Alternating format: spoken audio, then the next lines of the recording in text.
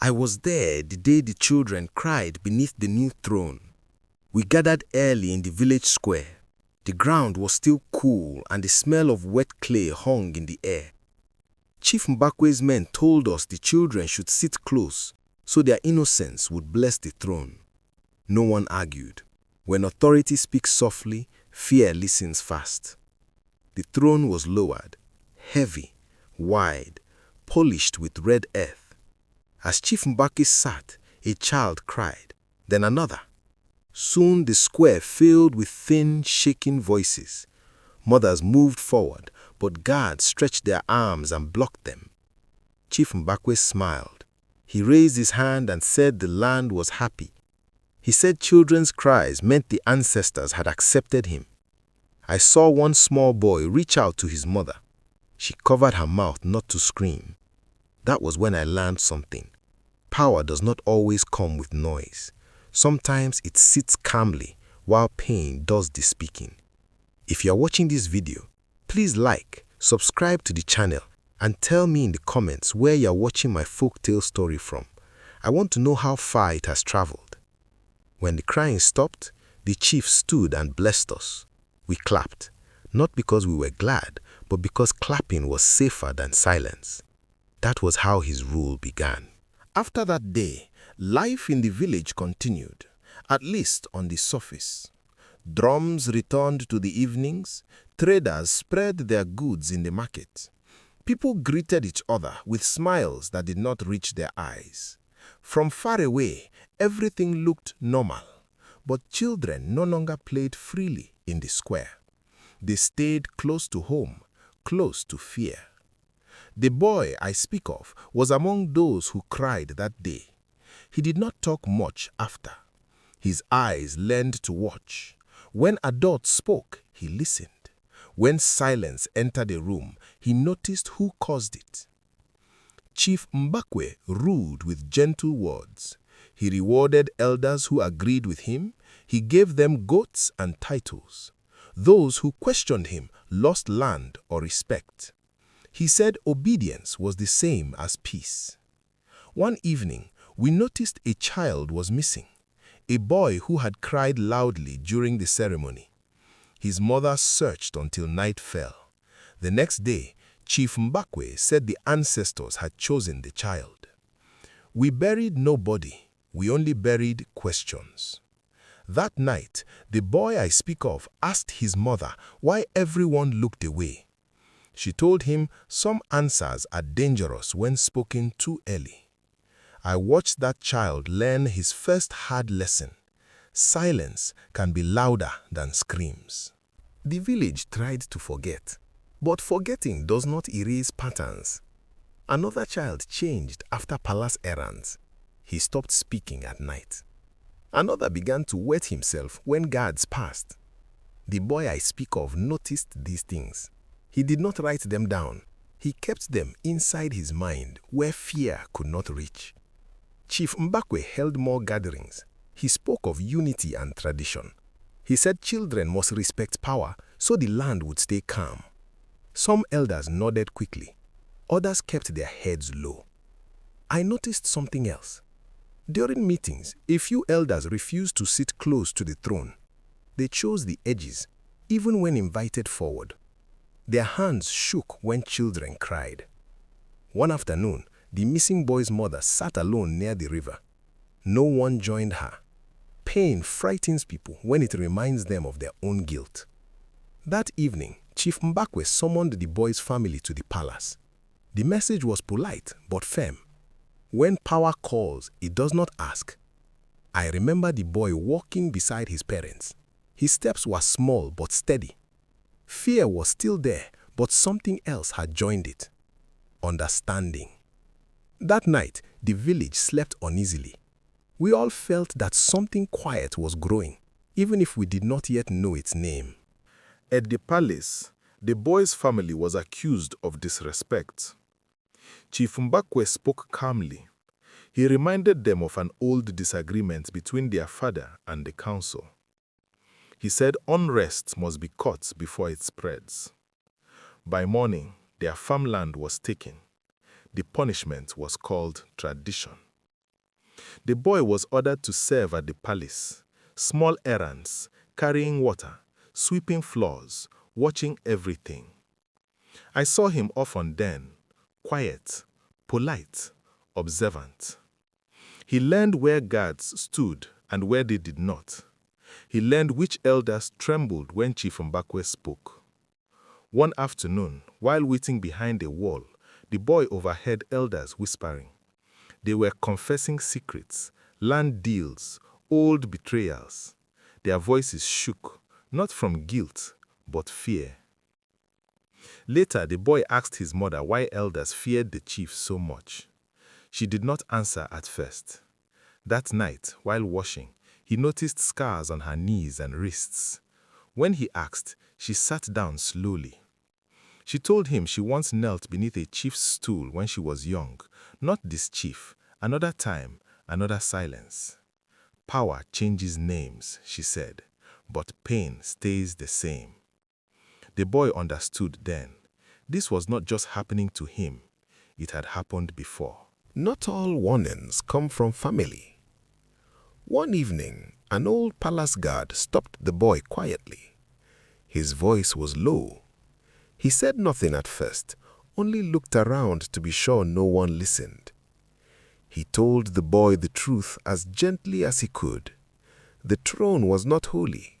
It was placed on an old judgment ground where shame once lived.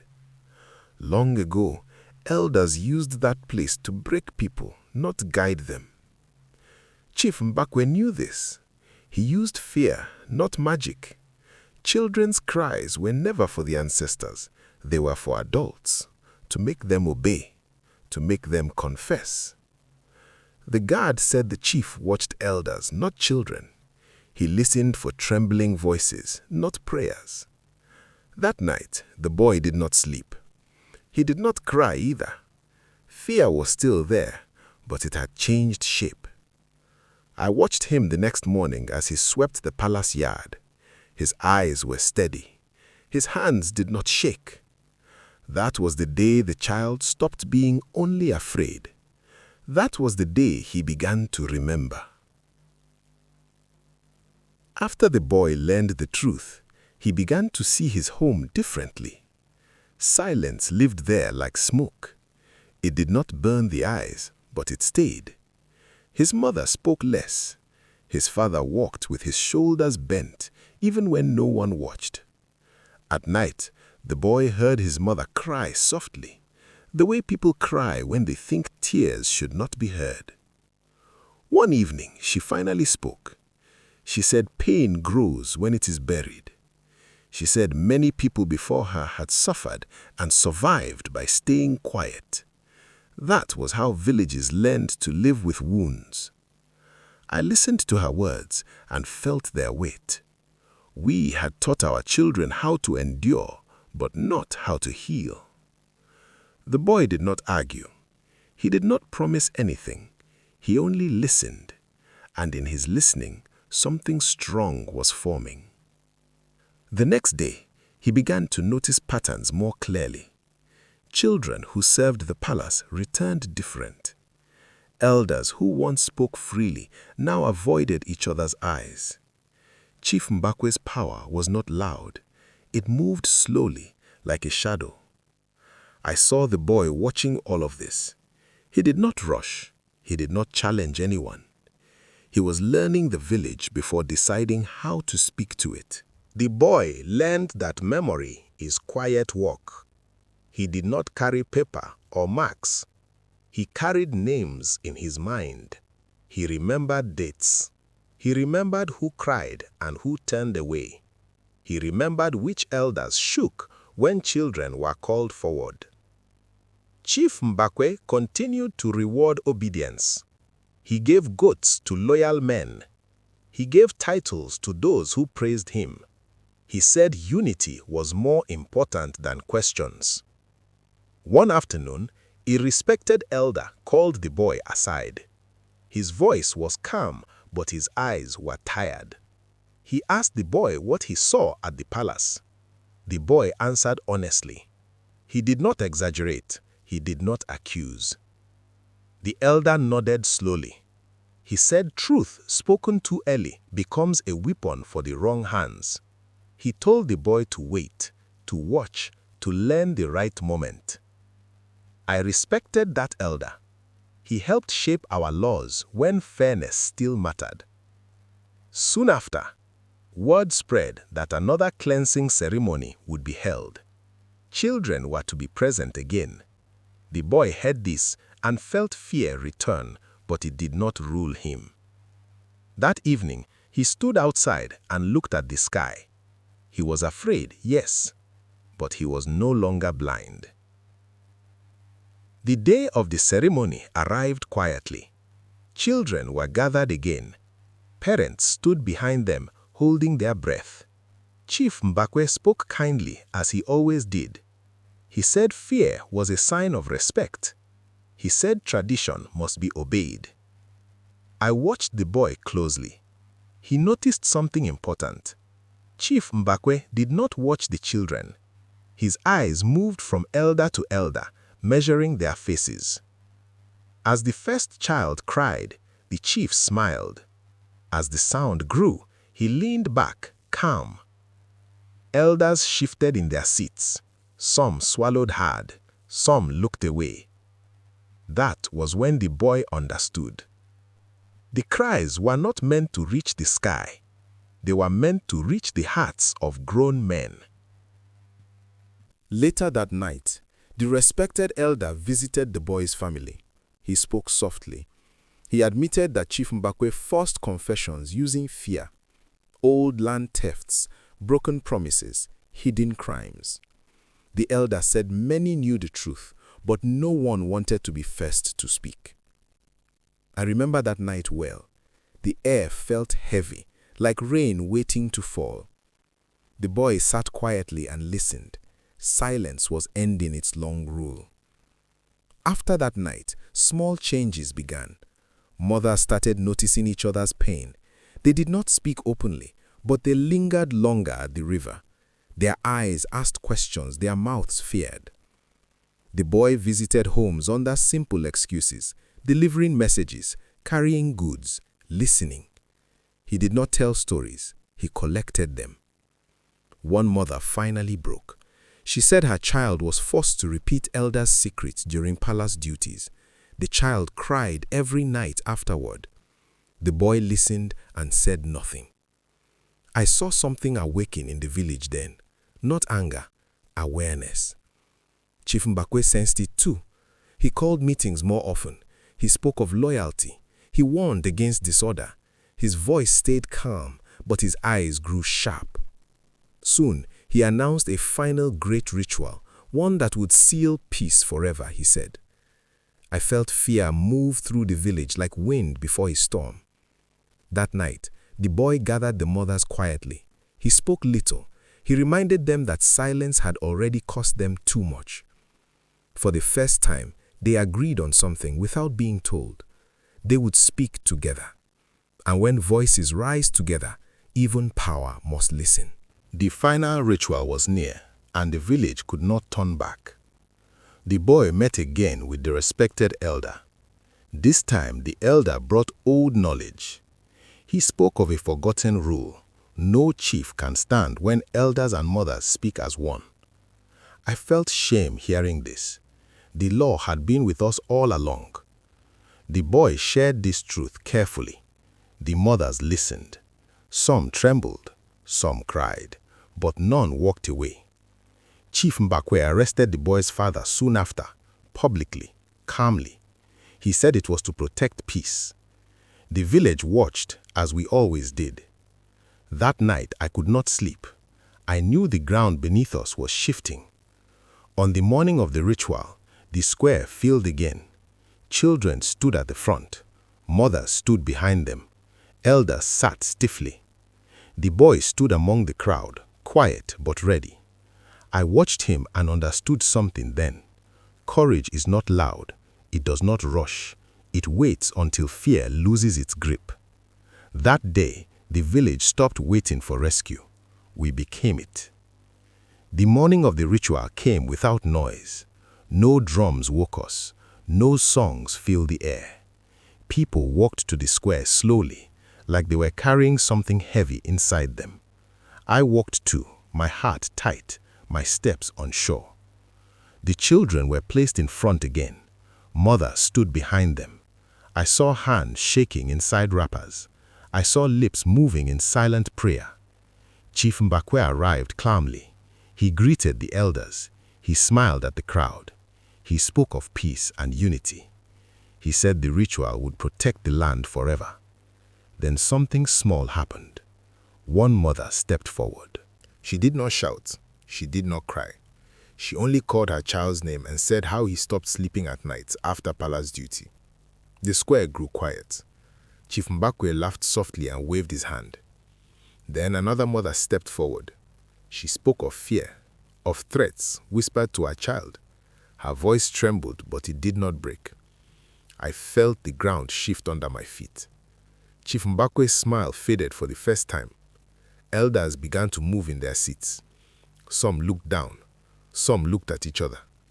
The mothers stood together now, and for the first time, silence was not protecting power.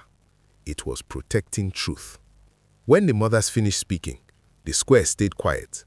Chief Mbakwe cleared his throat. He spoke gently. He said emotions were dangerous. He said women should not confuse tradition with feelings. That was when the respected elder stood. I had not seen him stand so straight in years. He did not accuse. He did not insult. He only said he had watched fear rule for too long. Then the boy stepped forward. He spoke calmly. He named dates. He named ceremonies. He named children who changed after palace days. No anger, no shouting, just memory.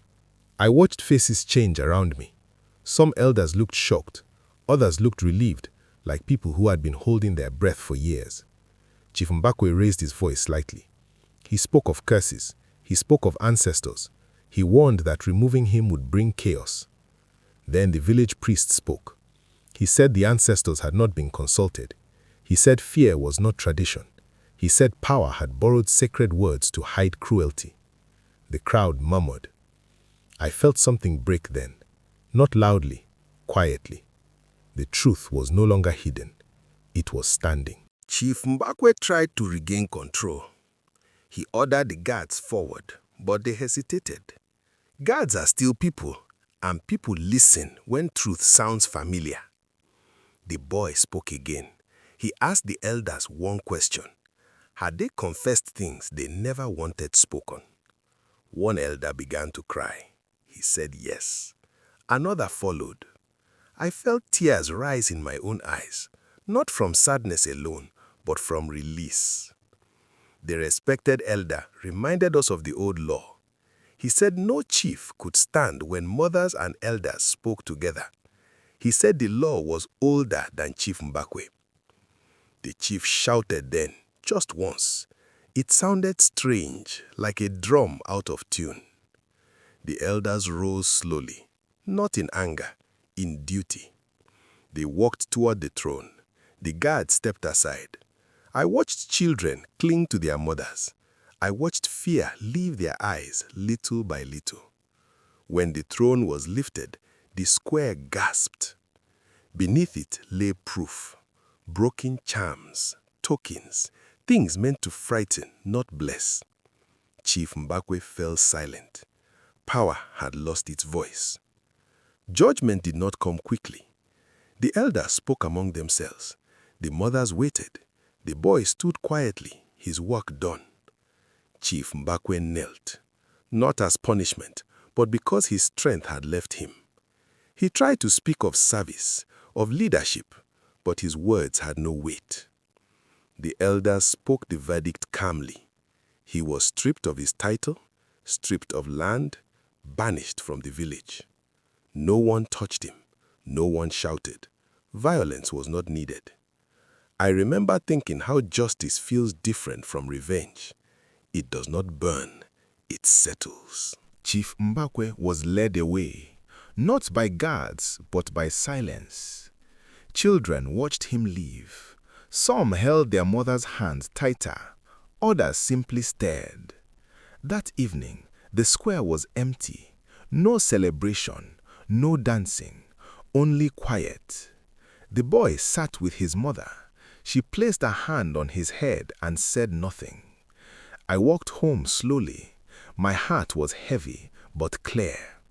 We had faced the truth, and we had not turned away. The days after were strange. The village felt open, like a wound meeting air for the first time. Some people avoided the square. Others gathered there quietly, talking in low voices. Children began to play again, slowly. Some still woke at night. Mothers stayed close. The elders formed a council. No single throne was built. Decisions were shared. Voices were allowed. The boy was asked to lead. He refused. He said remembering was his duty, not ruling. I smiled when I heard this. Wisdom often sounds like simplicity. One evening, the boy sat beside me. He asked why I stayed silent for so long. I did not defend myself. I told him fear makes cowards of good people. I told him stories must be told before fear grows roots. That is why I'm telling you this one. Because power fed by children's cries never lasts. It only waits for silence to end. And silence always ends. The day after Chief Mbakwe left, the village was quiet in a way I had never known. No drums, no markets, no calls of children. Even the wind seemed to pause. People walked slowly, their heads low, carrying the weight of what had happened and what they had allowed. Some avoided the square, ashamed of how long they stayed silent. The children were free to play again, but many hesitated. Their laughter was careful, like it had to test the air before it could float. Mothers watched them closely, holding their hands, whispering small prayers. I walked among the villagers, seeing the guilt in faces I had once trusted. It was not anger I felt, but understanding. Everyone carried some measure of fear, and everyone carried silence. We had all stayed quiet when words could have saved more than just pride. The boy moved among the children, quietly guiding them. He did not speak much. His eyes watched. His hands helped.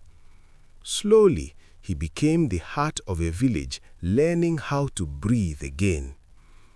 That evening, I sat outside my hut and thought about what we had seen. Pain leaves marks, yes, but truth leaves a path. It does not vanish, it teaches. And in that quiet, the village began to heal. The mothers began to gather more openly, but softly. They did not shout, they did not call for revenge. They shared stories beside rivers and under trees. They spoke of children who had cried, of nights that had been too long, and of the fear that had grown in hearts meant for joy. I watched from a distance. I saw the weight lift little by little. Some mothers held each other's hands. Some wiped tears from faces they thought no one would see.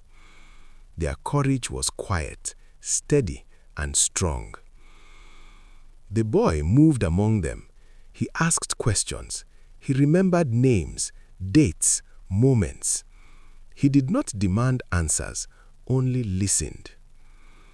Chief Mbakwe was gone, but the echoes of his power remained. The elders began meeting again, but differently this time.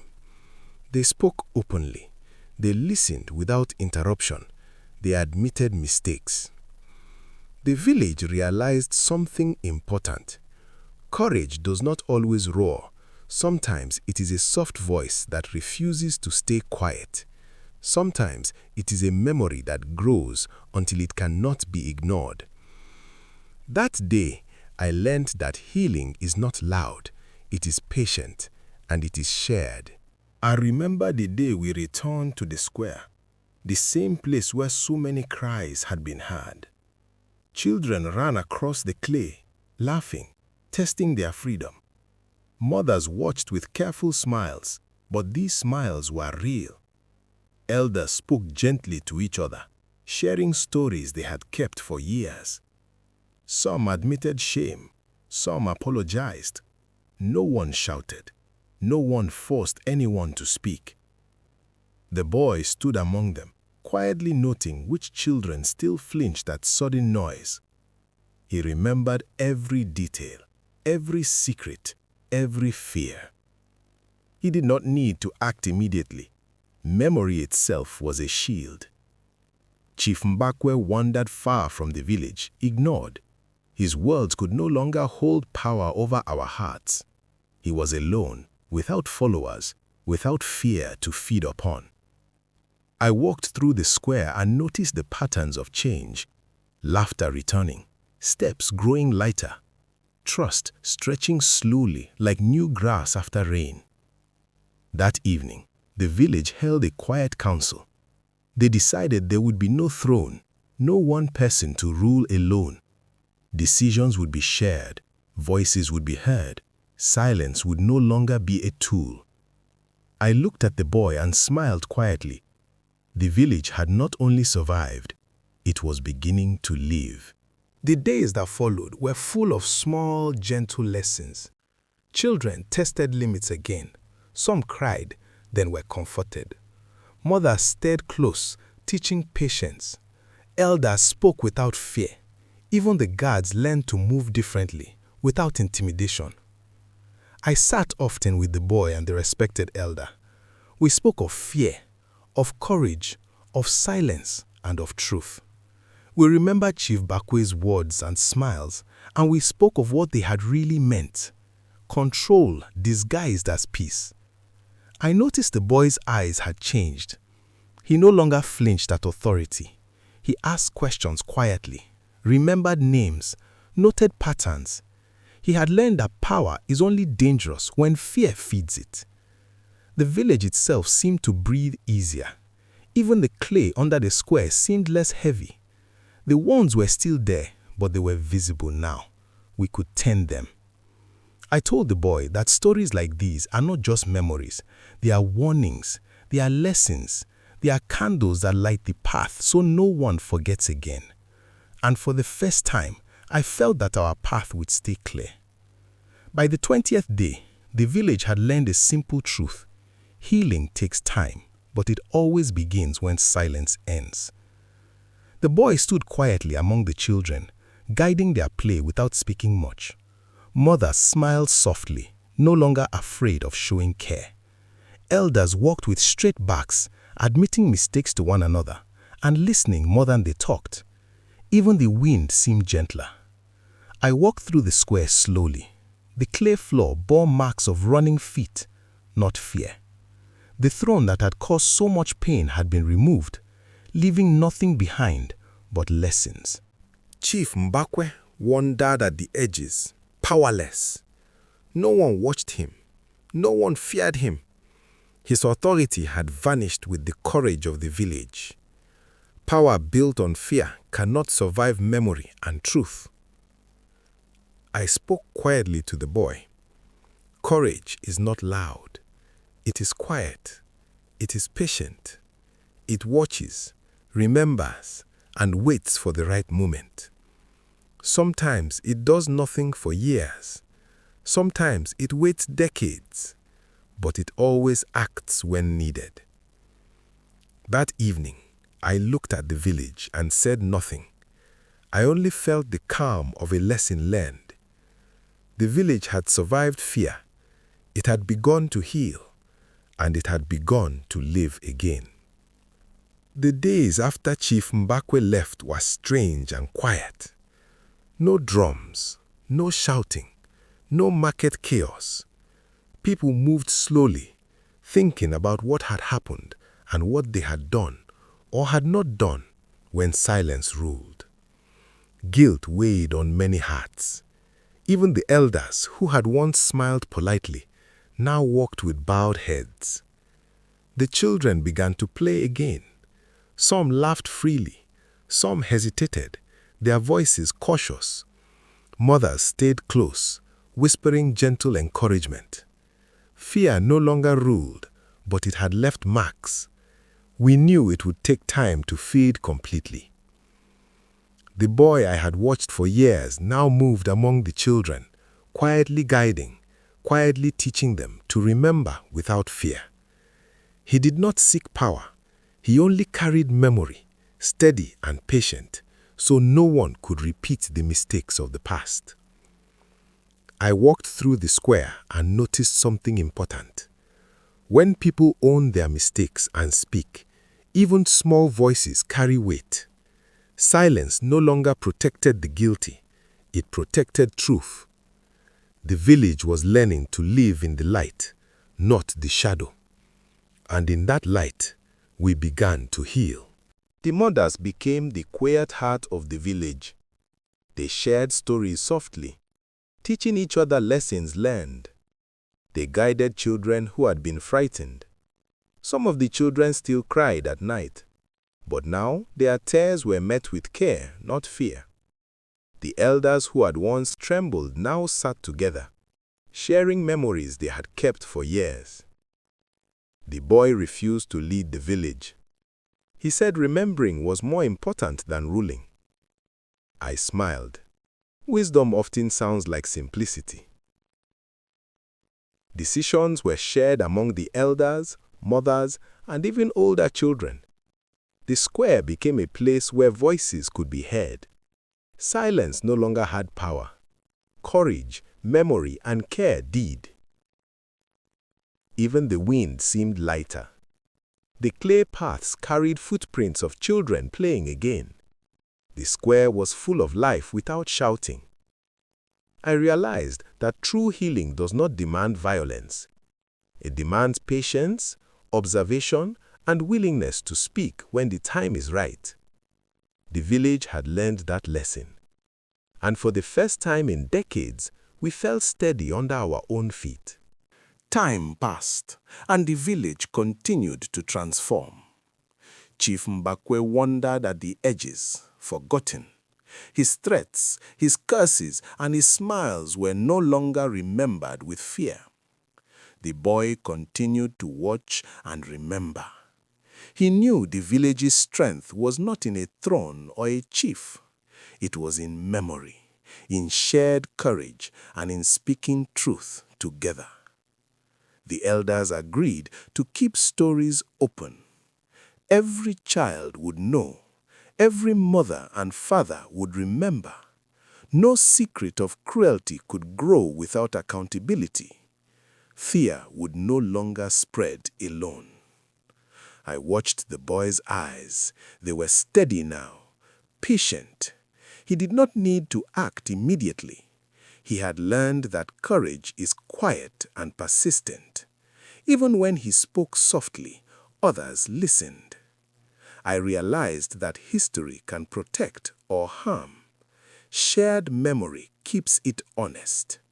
The village had learned to survive not by fear, but by remembering. And in remembering, it became stronger. I reflect often on my own silence during Chief Mbakwe's rule. I had been there when children cried. I had seen the mothers and the trembling elders. I had said nothing. Fear had made me cautious, not cruel. Yet my silence had fed the same power I despised. That is why I tell this story, to break the silence that allows cruelty to last, to show that courage begins with speaking truth at the right time, to teach that remembering is a form of power stronger than any throne. I tell this story because power built on fear does not survive memory and truth. And silence can be more dangerous than a ruler's fist. The boy, now older in his mind, even if small in body, sits quietly among children. He does not command, he remembers, and he teaches the village that strength is in memory, not in hurting others. The lesson is clear. Every voice matters. Every memory matters. Every act of courage, no matter how small, can change the future. And so, the village stands today, not ruled by fear, but guided by memory, courage, and care. Children play freely. Mothers teach patiently. Elders remember openly. Even the square itself seems lighter, carrying laughter rather than trembling footsteps. The story you have just heard is a deep African tale meant to awaken minds to the dangers of silence and the misuse of authority. If you were the child who remembered or the elder who feared, what would you do differently? Every story is a candle. May this one light courage in you. God bless you, and may wisdom guide your voice. Meanwhile, on the final screen, I leave you with one of the channel's most beloved folk tales. I am sure you will love it. Thank you for staying with me until this moment. The village learnt that fear fades when truth is spoken, that power built on cries cannot last, and that courage grows quietly, patiently, and together.